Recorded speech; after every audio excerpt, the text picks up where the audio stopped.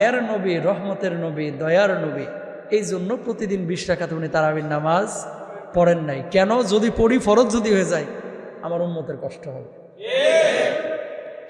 আজান যদি নবীজি দিতেন নিয়মিত, এই আজানটা দেওয়া এখন হচ্ছে কি সুন্নাহ। আপনি যদি আজান না দিয়েও নামাজ পড়ায়, আজকে ধরেন ইমাম সাহেব আজান দেন নাই বা মুয়াজ্জিন আজান দেয় নাই, আমি যদি নামাজ পড়ায় দিই, নামাজ হয়ে যাবে। নামাজ আজান দেওয়া কি সুন্নাহ? কি সুন্নাহ, নামাজ হয়ে যাবে। কিন্তু নবীজি যদি নিজে প্রতিদিন আজান দিতেন, আজান দেওয়াটা ফরজ হয়ে যেত। কথা বুঝতে পেরেছেন? তাহলে রহমতের নবী দেখেন, এখানে আপনার আমার জন্য মায়া দেখিয়েছেন। আল্লাহু আকবার বলেন। নবীজি যদি কোনো কাজ আদেশ করেন যে এই কাজটা তুমি করো, এটা আপনার আমার মানা আবশ্যক হয়ে যায়, ঠিক কিনা? আজান, আল্লাহু আকবার, আল্লাহু আকবার, আল্লাহ সবচেয়ে বড়, আল্লাহ ছাড়া কোনো মাবুদ নেই, মুহাম্মদ রাসূলুল্লাহ সাল্লাল্লাহু আলাইহি ওয়াসাল্লাম আল্লাহর নবী, হাইয়া আলাস সালাহ, নামাজের জন্য আসো, নামাজের জন্য মসজিদে আসো, নামাজের দিকে আসো, কল্যাণের দিকে আসো, এগুলো কি আহ্বান। বেলাল রাদিয়াল্লাহু তাআলা আনহু আহ্বান করেছেন, আপনি আমি আহ্বান করছি, এটার কারণে ফরজ হবে না। কিন্তু নবীজি কোনো আদেশ করলে যার কানের মধ্যে এটা ঢুকে যাবে, তাকে অবশ্যই মসজিদে আসতে হবে, ঠিক কিনা? নবীজি এই কারণে কি করেছেন?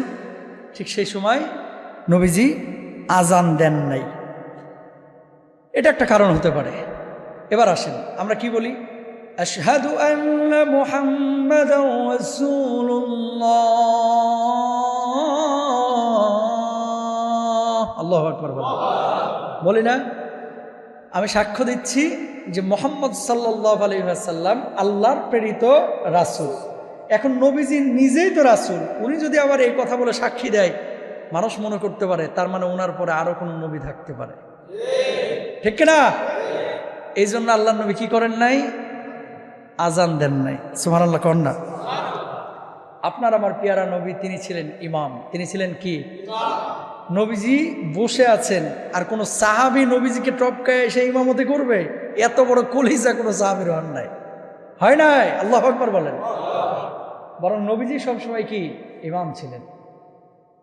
কিন্তু মৃত্যুর আগে নবীজি যখন মাজুর হয়ে গেছিলেন, দুর্বল হয়ে গেছিলেন, আবু বকর সিদ্দিক রাদিয়াল্লাহু তাআলা আনহুকে আল্লাহর নবী ইমামতির দায়িত্ব দিয়েছিলেন। এবং এমন ঘটনা ঘটেছে, আবু বকর ইমামতি করছেন, আমার আপনার পেয়ারা নবী পিছনে গিয়ে নামাজ পড়ছেন। তো নবীজি ইমাম, ইমামের দায়িত্ব কি? নামাজ পড়ানো। মুয়াজ্জিনের দায়িত্ব কি? আজান দেওয়া। কথা বুঝছেন? মুয়াজ্জিনের দায়িত্ব হচ্ছে আজান দেওয়া, ইমামের দায়িত্ব হচ্ছে নামাজ পড়ানো। তো নবীজি নিজের দায়িত্বটাকে ইমামতির মধ্যে সীমাবদ্ধ রেখেছেন, তিনি মুয়াজ্জিনি করেন নাই। এখানেও আমানতের পরিচয় দিয়ে